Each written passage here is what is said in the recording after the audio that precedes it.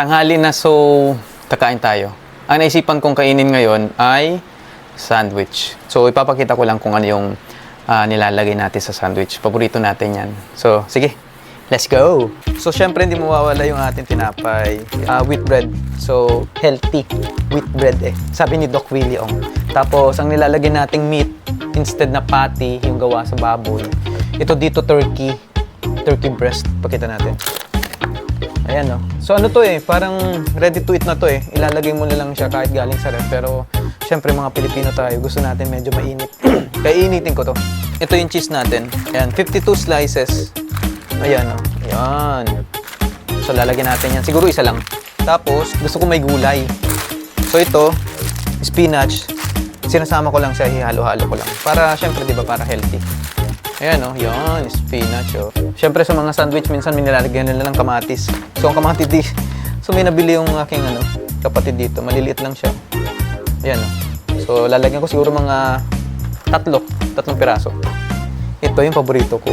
Pag bumibili ako sa McDo ng cheeseburger, merong pickles. Eh, sarap na sarap ako sa pickles. Goods. And then, ito yung hummus. Hummus. May audience tayo. Pinapanooran tayo ni Julia at ni Penny. Penny, Julia. And last but not the least, mayonnaise. Pampasarap.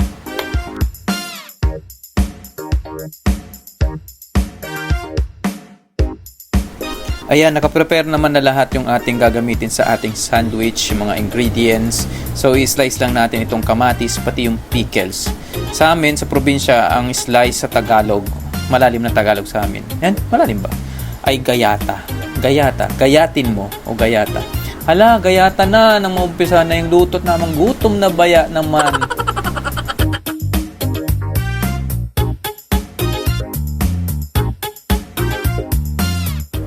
Wala akong nakitang bread toaster dito kaya lalagay ko na lang siya sa oven. Parang papainitin ko lang. Ayoko lang ng talaga nung masyadong malamig. Siyempre, mas masarap yung mainit yung kakainin mo, 'di ba?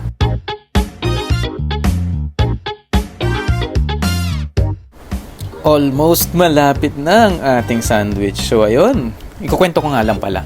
So, isang beses pumunta ako sa mall dito. Tapos, nagugutom na ako. Halos tanghali na yun eh.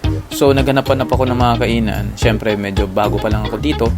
May nakita ko Subway. Hindi na sana ako kakain eh. Nakita ko yung presyo. Yung footlong nasa 12 or 14. Tapos yung kalahati, nasa $9. Gutom na ako. So, tinignan ko yung bulsa ko. Ayun, may $10. Sabi ko, sige, go, kain. Tapos tinatanong ako kung ilalagay ko ba ito, ilalagay daw ba yung ganitong ingredients. Hindi ko alam. Go lang ako ng go. Nung kinain ko, napakaalat, sobra. Sumakit ang ulo ko, nahilo ko. Sex bomb.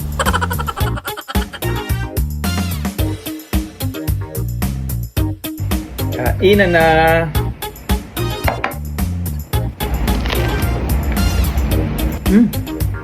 Sarap talaga ng pickles. Sarap. That's it. Ayun, hanggang dito na nga lang pala ang aking video. Naway marami kayo natutunan ngayong araw na ito. Tulad naman ng ano pa, hindi sayangin yung konting oras nyo. Hindi nga po pala ako vlogger. Pero follow nyo na din. God is good all the time. All the time, God is good. Salamat po sa panonood.